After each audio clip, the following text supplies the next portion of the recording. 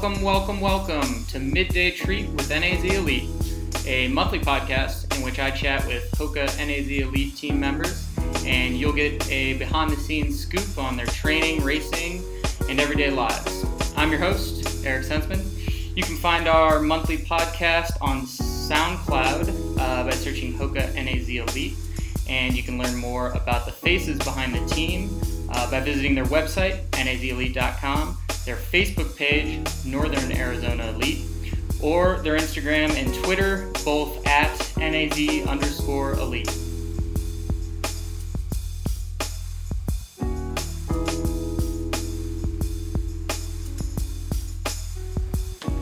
All right, welcome to this episode of Midday Treat with NAZ Elite. I have the privilege of welcoming Aaron Braun for the first time.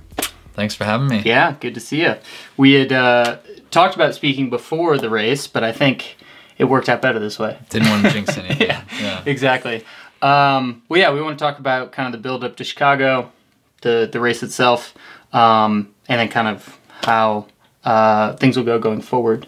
For those that didn't catch it, Aaron was 14th overall, third American in 2:13.16, right? Yep. So that was quite a result. So let's start by dialing back. You had another big marathon in May, and that was in Rotterdam, and you didn't finish. I don't know, how many times has that happened in your career? That was the first time. That was the first one? Wow. I probably should have dropped out of my first marathon, but because it was my first marathon, I didn't. I wanted to be a marathoner, right? And so I struggled my way to the finish in that one. But yeah, my debut and then Rotterdam were pretty rough days for me. Okay, when was that debut? How long ago? That was in LA in 2014. Okay, so it's been some time now. Yeah. So was I want to talk about kind of the motivations for Chicago. You of course had run it the year prior last year, but did the outcome at Rotterdam affect the decision to choose Chicago? Yeah, I mean, when I looked into, I've tried to kind of plan out. I feel like I only have a few years left in my career, and so I've marathon-wise, I've tried and been planning out, which marathons to do when, right? And trying to check off. I did Chicago last fall, and I still really want to do Boston and New York sometime in the future. And so in the back of my mind, the original plan was, okay, I'll run Rotterdam this spring, run a really fast time, and then the next two marathons I can do will be New York this fall and Boston in the fall. Sure. That way I get more practice at non-paced marathons and non-flat marathons. So yeah, when Rotterdam didn't go as planned, it kind of threw everything up on the air of like, okay, well, I'm going to do a fall marathon and I need to get some mojo back, but it kind of restarted, okay, which marathon is going to be best for me. Sure. So the thought was to kind of go back to something you know, so to speak. Yeah. It kind of one of the things we thought, I think there was many things that went wrong with Rotterdam. I don't think it was any one thing, but one of the things we thought was that it was probably just too long of a build-up. I felt like I was in unbelievable shape probably a month or so before the race. Had some issues with my stomach and other stuff, and felt like I was maybe losing a little bit of fitness the last month. And so Chicago being the first marathon, we ended up really thinking about Chicago, New York, or CIM. Okay. And with Chicago being the first one, that shorter buildup was one of the big draws to doing that one.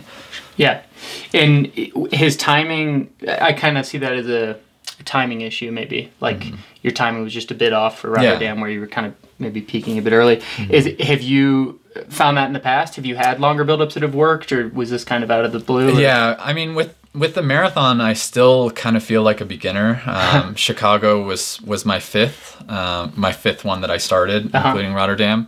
But I definitely noticed a trend when I was running shorter distances in the past, where I definitely had a bread and butter kind of length of a season. Sure. That once I entered week 12 or so, I started racing really well, was really sharp, mentally focused, fit, and then I could keep that level of training and racing up for another 6 to 8 weeks. Okay. So somewhere around 18 or 20 weeks. it's not so much the fitness would start tailing off, but I think I just got worn out mentally. Yep. I think I'm a type of runner that when I'm going, I like to go. Sure. Still to this day, I kind of fight Ben on some days off because when I'm going, I want to go and I want to train hard and keep the stone to the grind. And then when I'm off, I want to completely check out. Yeah. And so I think, Rotterdam just kind of ended up being a little bit too long, and so it kind of fizzled off. Sure. So then let's talk about this build then to Chicago. I think my first question is, so you ran fairly similar time, or rather close times. Yeah. I imagine Chicago last year is now your third fastest ever marathon? Second fastest. Chicago last year was third fastest. And Chicago last year was third fastest. And they were 30 seconds? Yeah, less than 30. Less than 30 seconds. Yeah. Were there many similarities between that build for last year because of that success in this one this year? Or did you guys kind of try to mix it up more? It was definitely more similar to Chicago last year than Rotterdam this year.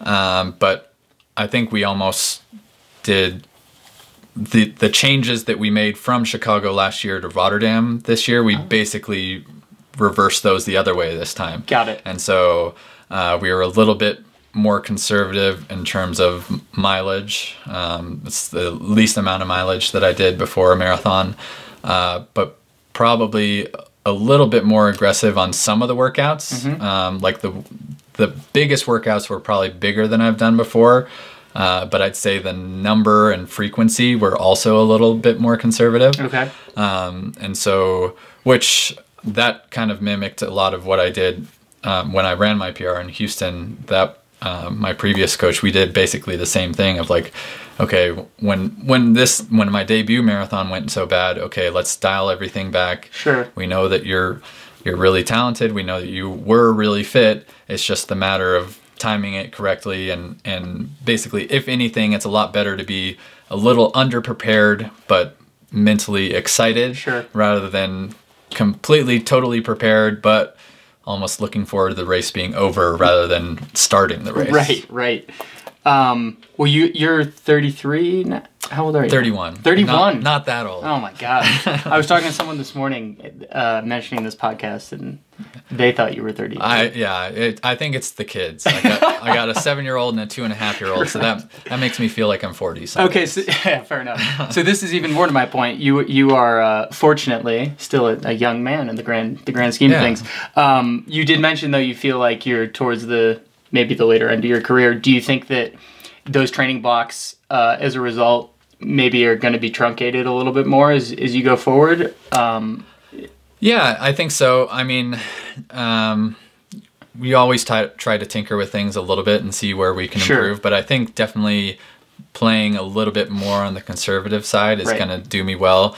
I joke around with people that, I have a relatively younger age. I'm only 31, but I have a lot of miles on my tires. I went to Adams State, and that's a very, very high mileage program. I started running 100-mile weeks, I think my either second or third year there. Yeah. So as a teenager, 20-year-old. So I have over a decade of like a lot of high mileage. And so now I think, especially with some of the injury stuff that I've had to deal with the last couple of years, we're trying to transition a little bit to let's do a little less mileage, a little not as crazy of buildups, but rely on the last 10 years of training that I've done to supplement that kind of stuff. In 10 years of high mileage, virtually all at altitude, right? Yeah, no, yeah. I've that's a fun fact. I've never lived anywhere below like 4,900 feet. Wow, that's incredible. Yeah, so always lived at altitude. Yeah, that's well, it's paying off. So let's talk a little bit more before we talk about the race itself. When you mentioned this being a little bit abbreviated compared to the Rotterdam buildup, when did things really start for you in getting prepared for Chicago? So I did my last race. We had after Rotterdam, we kind of also changed some of the plans that we had for the immediate coming months. Sure.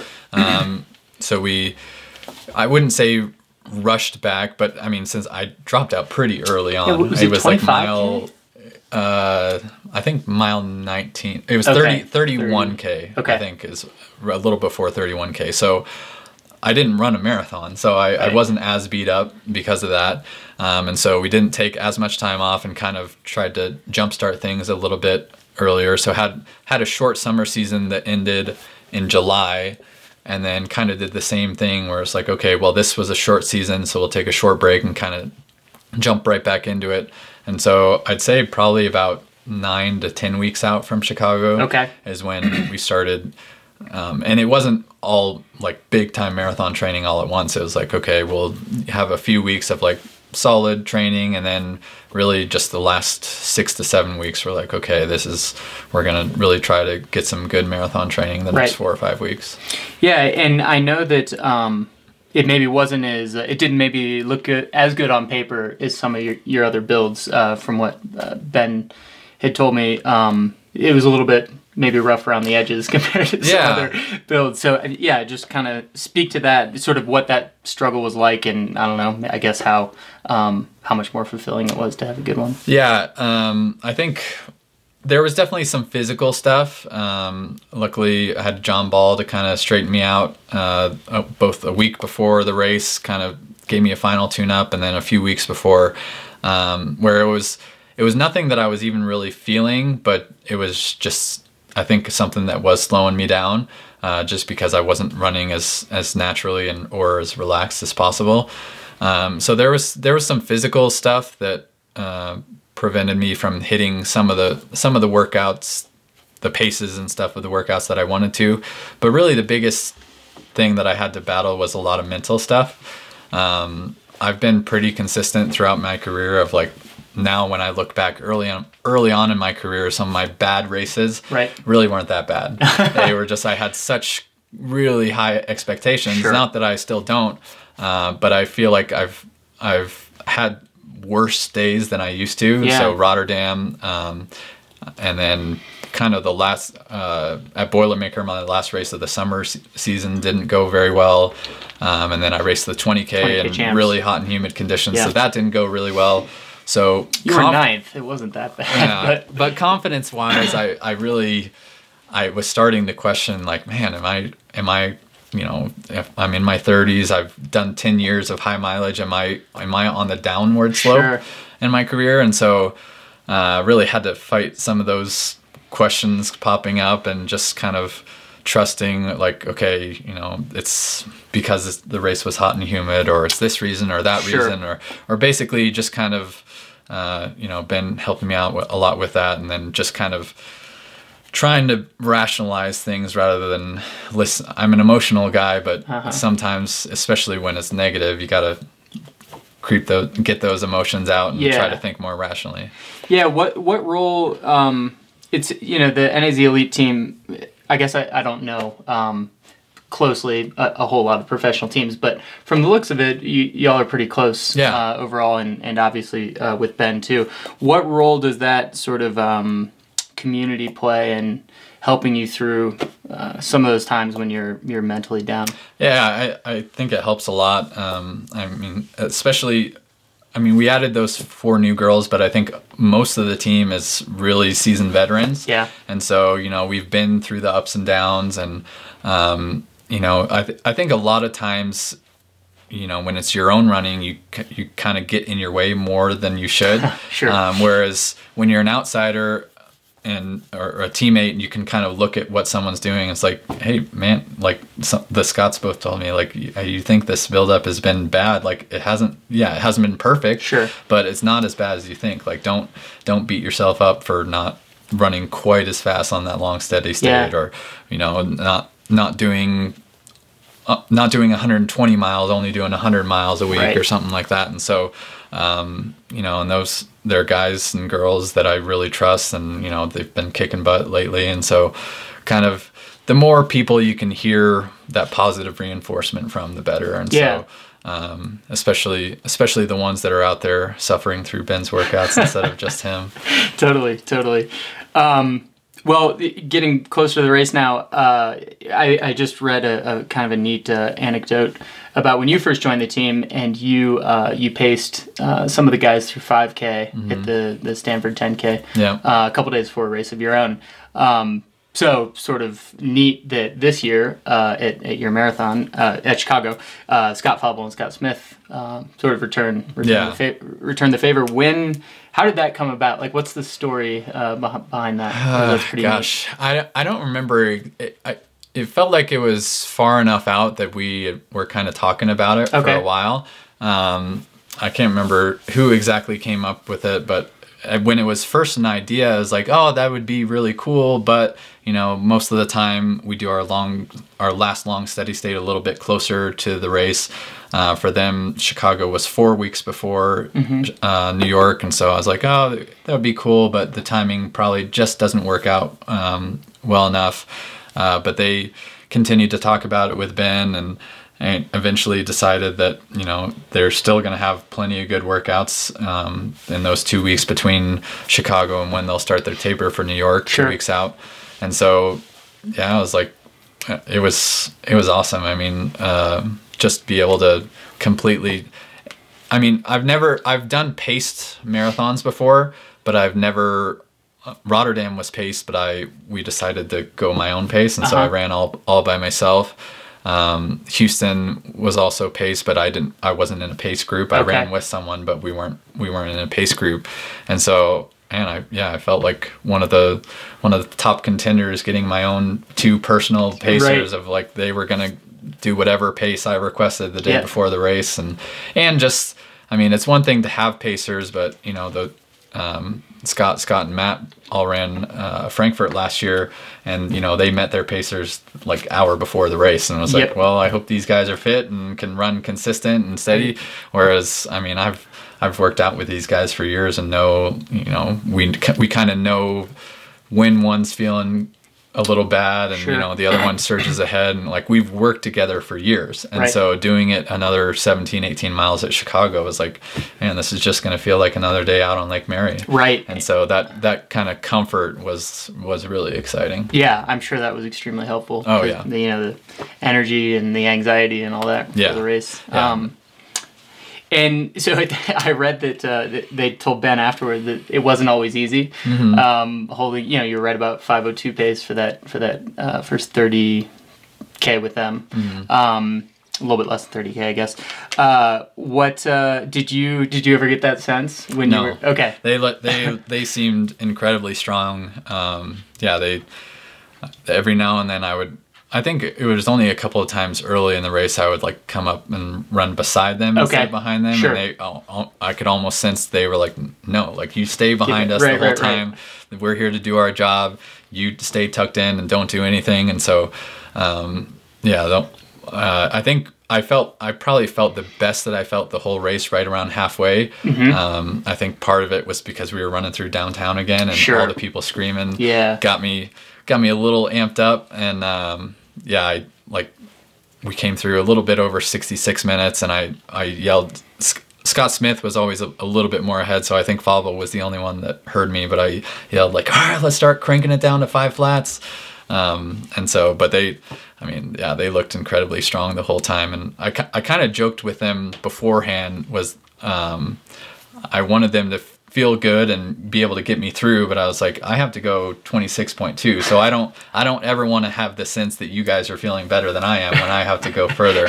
And so luckily that didn't happen, but I also I'm super excited to see them race New York, because I'd never noticed like, oh, they're really dying, they're barely making it to. I felt like they could have gone the whole way if they needed to. Yeah, I know Ben was really pleased with that outcome as well, in terms of how that bodes for them at New York, so that's exciting. I want to talk about the race. I feel like it's super easy to break down. You just like ran, 2:12 pace for a really long time. Basically, if you look at the 5K splits, it's they're like 8 seconds apart at most through like 35K. I haven't looked at the splits yet. I saw them through 25K, and I think the variations 5 or 6 seconds. So rather remarkable, your ability to hit a pace and maintain it. Not my ability, the Scott's ability. But I mean, that was one thing with another thing with the trust that I had in them is that I told myself before the race that I would look at like big interval marks, so Sure. like 5 miles and 10 miles and half. And I think maybe around like 6 or 7, like I would get a glance because there were clocks at every mile. Right. And so most of the time I like really tried to keep my head down and not look at it and not worry about it. I didn't want to overthink like how fast it was, how slow it was, how I was feeling early on in the race. That's another thing I think I didn't do well in Rotterdam. Okay. And so with them, it's just like, you know, if we're a second or two fast or a second or two slow, I don't care. They'll adjust for it if we need to. I trust them completely, and so I really didn't see any splits besides I think casually glancing at one at around 7 miles, but I tried to not like do the math on like, oh, what pace is that? Yeah. So I didn't really look at all until halfway. I was like, okay, 60, and because I was feeling so good, we came through 66.0 or something like that. And so I was like, man, I feel so good. There's no doubt I'm going to run 2:11. I'm at least going to be able to negative split, 10 seconds to get that 2:11.59 or whatever. And one of the main reasons why I screamed at them to start ratcheting it down to 5 flat was like, man, I feel so good now that if I can feel this good all the way to the finish, I might even have a shot of running 2:10 high. Sure. So it didn't end up happening. Halfway in the marathon is that old cliche. It's not halfway. You still got 13 miles to go. So much can happen, and a lot did. But yeah, that first half marathon was a dream for sure. Yeah. So let's see. Before we get to the second half or towards the end of the race, most people running a marathon. Well, it's going to be, the pace will be a little more casual than 5:02. Yeah. And so I think most people end up, chatting with the people around them, whether it be strangers or friends. In fact, I remember my first marathon and someone told me, I was kind of worried, and they're like, oh, don't worry, you'll start running and like all of a sudden someone will be running your pace next to you and you'll start chatting. But doing it, having a couple friends with you, I think you're even more inclined to chat. Was there any of that at all with the Scots? Was there any kind of back and forth or? I think there might have been like, just when you saw something, I think we might have said something when we saw Craig along the course. There was another point, I can't remember exactly when, but a guy like was crossing the street like way too close, and so they shouted at him and kind of talked about that. And then Kia was also in our group, and so I think sometime around like 7 miles or so, we would kind of switch off who was right behind the Scots, and so one of the times he kind of asked like, get up here or something like that. And I was like, I'm good. I feel fine. I'm just, a step or two off for a second, but yeah, not a whole lot. But then as they started getting closer to being done, I think they kind of sensed that they were going to be done and started getting a little bit more chatty of like, come on, you're going to do this. You're doing awesome. And like Fable made some, I call them jokes, but maybe you genuinely thought I was looking handsome. I don't know. But yeah, and so a little bit for my previous experience is probably a little bit more than usual because all us Flagstaff guys together. Totally. Yeah, and so I know I know you gave Ben a thumbs up about halfway through, which was not expected. And then you even like fist bumped the Scots when they were pulling off. So even as far as the 30K range, you were still feeling pretty good. I mean, those would be those would suggest that you were feeling pretty good. So and you felt you might have a shot at 2:11. What when was there like a dramatic shift at some point in the race where it was like, oh God, this is no longer happening? Yeah. Well, I should also say I was definitely feeling good, but everything was my stomach didn't feel all that great. Okay. Pretty early on. I don't remember if it were 5K or 10K, but the drink that I was taking wasn't sitting bad, but I was a little worried with how long the race was going to be. I started thinking like, man, am I going to have to stop and go to the bathroom? Like, I wasn't sure about that, but everything else felt so good that the couple of times that I did see Ben or went near when the Scots dropped out, at that time the stomach was feeling okay, and so when it was feeling okay, it was like, man, I'm going to be able to crush this. I was right about a little after they dropped out, Jonas Hampton, a guy from BAA, was still in our group. And so when they pulled off, like, you know, I wanted to, I fist bumped them and like thank them, like, gosh, they did an amazing job. And it was so fun being able to run together. And so one of my mottos going into the race was that I really wanted to have a sense of gratitude. I think especially in the 20K in Rotterdam and Boilermaker, I had played the victim card a little too often in my head of like, oh, all this, I'm feeling bad, this is happening to me, like just, you know, that negative snowball effect of like a little negative thought turns into a bigger one. And so I wanted to really try to combat that by having a sense of gratitude of like, you know, even if this goes tough, like I'm still out here racing. I'm healthy, I'm competing, I get to run in the Chicago Marathon. Like 2 years ago, I wasn't able to start the Olympic trials. Like things could be worse. So wanted to express that sense of gratitude to them when they pulled off. And then once they did, me and Jonas talked a little bit, like, we don't have to do anything crazy. Like, let's just try to keep running the pace that they set up for us. And then I still wasn't looking at any mile splits because I wanted to get as far into the race that I could without worrying too much about time. But I think we started slowing down somewhere around 19, 20, 21. I think I started glancing at the clock, and I think one of those miles were like 5:15 or something like that. But I still didn't want to think too much of that and get into that negative frame of mind. And so there was a group of Americans up ahead of us that was Parker, Elkanah Kibet, and Ahmed. And so I just really wanted to focus on competing, trying to work together with Jonas to catch those guys, and then also trying to beat Jonas sometime late in the race. And so, it definitely got harder those few miles, and my stomach started feeling a little bit worse of like, gosh, I need to make it to a bathroom. I just hope it's a bathroom after the finish line, not before. And it was, I presume. Yes. Yeah. Luckily it was weird. It just kind of sat there, and you know, it would feel okay for spots, but luckily it never got worse than like, oh, this is uncomfortable, this doesn't feel good, I might have to stop. It never got worse than that. So so I'm sure this would be helpful for anyone running a marathon, whether they're trying to run, you know, 2:19 or whether they're trying to go 4 hours. It sounds like what you were saying is towards the end of the race, rather than using the clock as your gauge, it was still an external gauge, but it was the people around you. And that kind of dictated the pace you were running. Yeah, kind of continuing to take that self-evaluation of like, okay, how am I feeling? How's my breathing? How are my legs feeling? And not worrying too much about like, oh, is that split 5 seconds too fast? 5 seconds too slow? Just really going by feel, and kind of using that competitive drive of like, okay, there's some people up there that I really want to catch.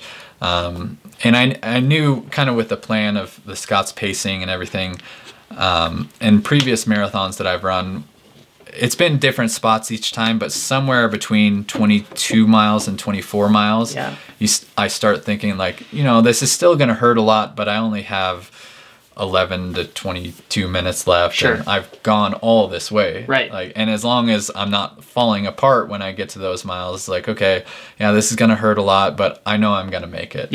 And so I knew that those questionable from when the Scots dropped out at 17 and a half, 18, whatever, and it ended up being up until whenever I finally got that feeling, those were the tough miles that I still had to have the balance of like not worrying too much about how much I had left, but also, you know, trying to be aggressive but not recklessly aggressive, that I didn't have anything left by the time I got to the last few miles. And so that was comparing to where I ran when I ran Chicago again last year. That was a spot that I really struggled, those mile 15 to 21, 22 or something like that. And so I think I did a much better job this year, but I can still improve on it quite a bit. And is that sort of learned experience, the idea of, you know, don't focus so much on the splits later in the race, just try to compete? Or is that like, you know, something you've adopted from teammates or that Ben talks to you guys about, or? Yeah, a little bit of all of those. Sure. I think probably, yeah, I mean, I was questioning my confidence in other areas, but based off of my previous experience, most of my marathons I've closed pretty well the last mile or two. Okay. And so kind of having that as one of the feelings of confidence that I did have, I didn't worry about that as much, even though it turned out being that it still didn't go bad, but it was like my slowest mile. Right. Was my last I know there's a mile. little hill in there, right? Yeah, I mean, for Chicago. For a flat course, yeah. right. Yeah. Fair enough. So you did finish. You were, again, 2:13:16, third American, 14th overall. What was the feeling when you got done?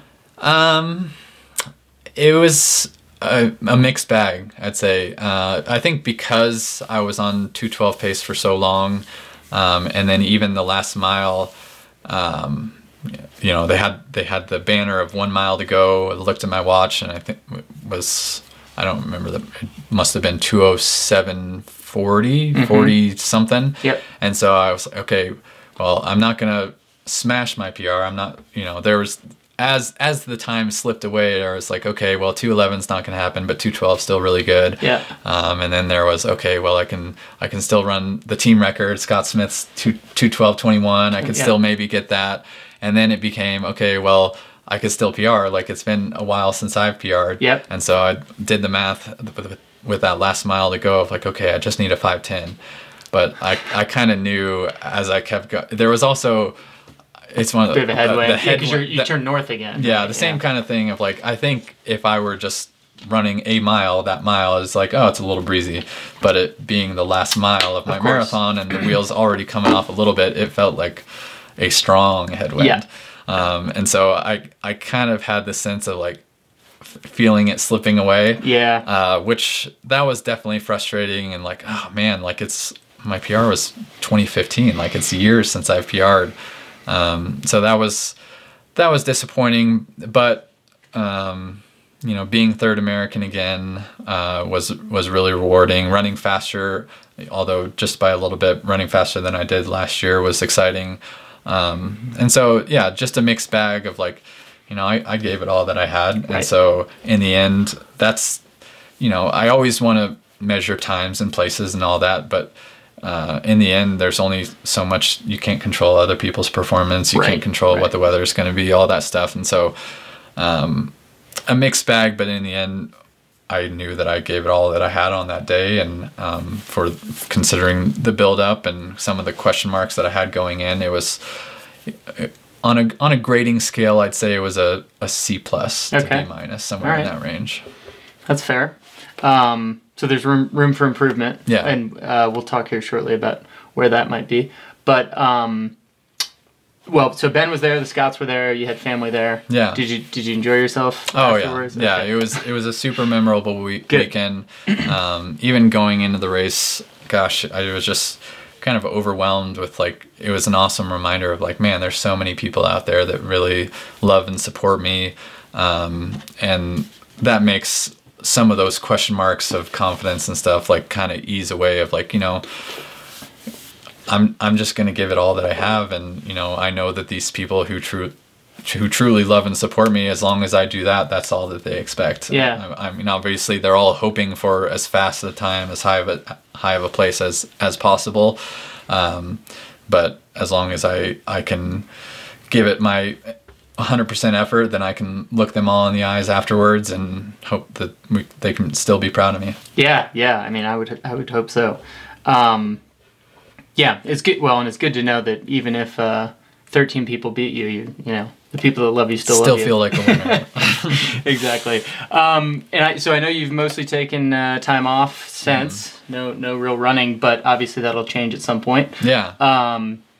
It's no secret that anyone in your position is targeting the 2020 trials. So I doubt that you have a full calendar between now and then figured out. But in terms of those 2020 trials, the course in Atlanta, from what I know anyways, is a bit hillier than Chicago. Obviously, you would think it'd be a little more tactical, a little less just run 5:02. Yeah, it's a championship style. Right, race. exactly. Yeah. So what are your takeaways? We're still a little ways out, but from Chicago, have you thought much about like how this performance influences your confidence level, or how you're feeling about that in a couple of years? Yeah, I've started to think about that a little bit over the last few days. I told someone in an interview after the race that really one of the biggest takeaways is just how fun it's going to be running with Scott and Scott. Both, I mean, not just racing with them, but training with them leading up into Atlanta. And just that same sense of camaraderie of like, okay, any one of us are capable of doing it. Let's try to work together and throw everything we have at pouring our heart and soul into this race, and hopefully it winds up with one or more of us making the team. And so yeah, the last few days thinking about it, same kind of mixed bag of like, okay, I've kind of had, besides those two bad performances, the marathon, I've kind of gotten consistent at running solid. Yep. 212 high to 213 is good. I don't think that's going to make the team though. Okay. So that's definitely something of like, okay, well, I still have 16 months to go. This was only my fifth one, so I still feel like there's things that I can learn both during the race itself and in the build up. Yep. And so kind of hoping and just slowly day after day, like, okay, I know I need to get better, and trying to work on that to give myself the best shot possible, and also helping my teammates to help each of us have as great a shot as we possibly can. Yeah, absolutely. And I'm curious how much confidence you draw from your PRs sub marathon. Mm-hmm. Because if I had a faster half marathon PR than Fable, I'd look him in the eyes and think I could beat him in the marathon. But do you still sort of draw from that well? Yeah. That's one of the biggest sources of confidence is that, and why I feel like when I run 212 and 213, it's like, okay, that was good. That was decent. Okay. I feel like based off of my track PRs, my half marathon PR, I should be able to go faster. Right. And it's just, I mean, I've talked to a lot of people about it, and the marathon is just one of those, like, it takes a while to figure it out. Some people it comes naturally, but unfortunately, so far for me, I wouldn't say it's come worse for some people. Of course. But it hasn't. Yeah. For others. Yeah. So it's kind of been more of a learning curve than some of the shorter race distances that I've done. But that's also kind of the nature of the marathon. You can't, I mean, I guess Yuki does it, but most people don't run a marathon every other week or every month. So yeah, just trying to learn as much as I can, and hoping that, you look at all the equivalency charts of like, oh, if you run this in the 5K, you can run this. Right. Because most of my 5K, 10K, half marathon, I feel like align pretty closely. Yep. And so if I can ever pop a marathon on the day, I feel like I can go a lot faster, and that would hopefully be enough to be top 3 in the trials. Right. Yeah, I was gonna say. In Atlanta in 2020 would be a good time to do that. I would be fine with, my 2 stinkers and a few decent ones in order to have the best one come on the perfect day. Absolutely. I feel foolish for not knowing this, but did you beat the 2018 Boston Marathon champ in Chicago? Yes. You did? Yeah, that was pretty cool. Yeah, he was in our pace group with the Scots for the first, I think, 10 or 12 miles. Okay. And then he obviously didn't have as good a day that Sure. he did in Boston, so that's a pretty cool feather to put in my hat. Oh yeah, absolutely. Yeah. I'd be telling everybody. Very cool. Yeah, so you've got 16 months between now and the trials, which is certainly enough time to fit in another marathon if you wanted. What are your thoughts on what will happen racing wise in the next 16 months? I mean, I've thought about it a decent amount. Me and Ben have talked about it a little bit. We've talked about it a little bit as a group. I feel like I'd at least like to get one more marathon in.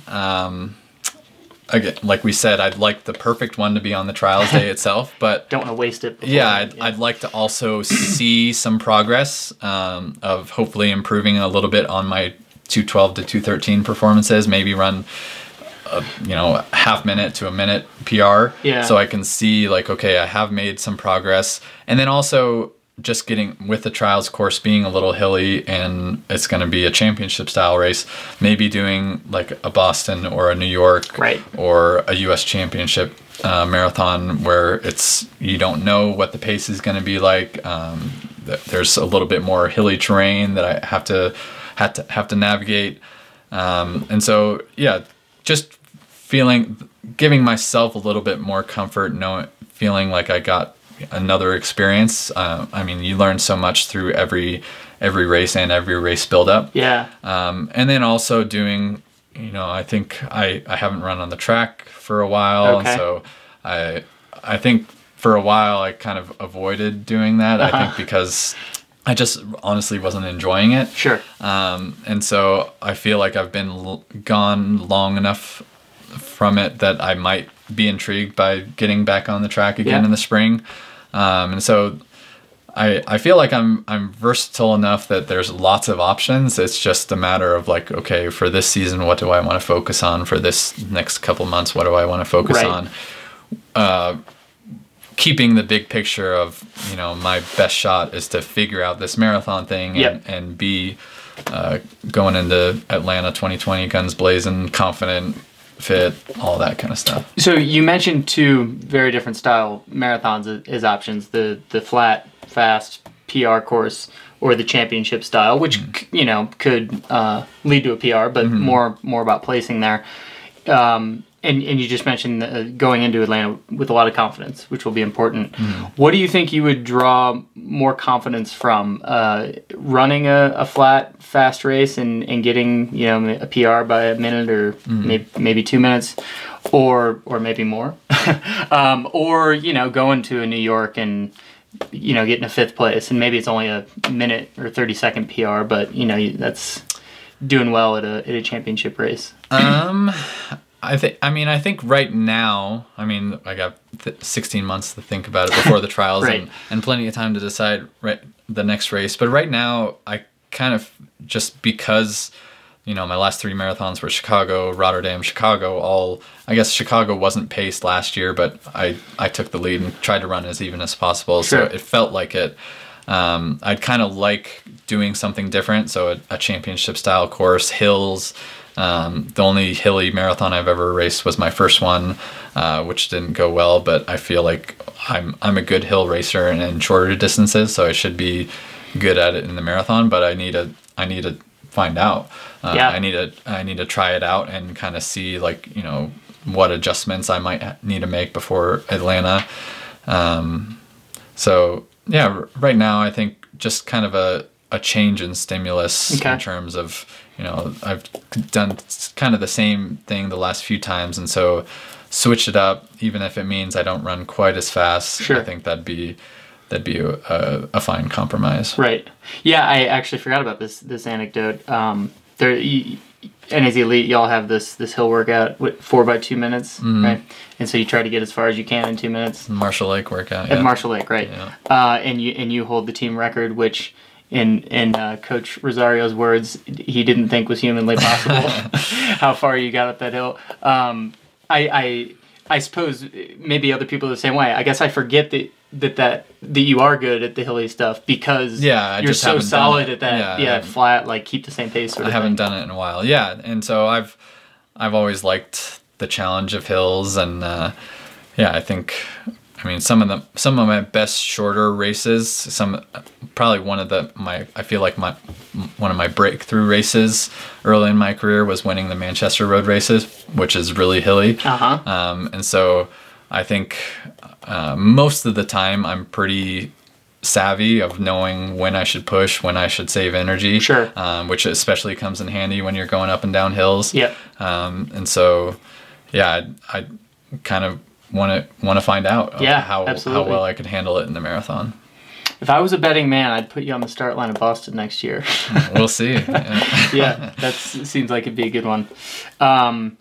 Yeah, and then do you have anything specific in terms of shorter distance races between now and the trials, or it really just depends on the build and how things are getting scheduled? Yeah, I mean, it'll depend on where the marathon fits in, but like I said, I'd like to get back on the track a little bit. I don't know if I can run my track PRs anymore now that I'm older and not doing as much speed work. Sure. But I'd like to come close to them. And, you know, I'll probably have to twist Spin's arm to let me do it again. But that sub 4 mile is always going to be a dream until I hang up the shoes for good. That's going to be something that's going to be on the bucket list of like, okay, when can we fit in this attempt? That was early this year, right? Was it February or March?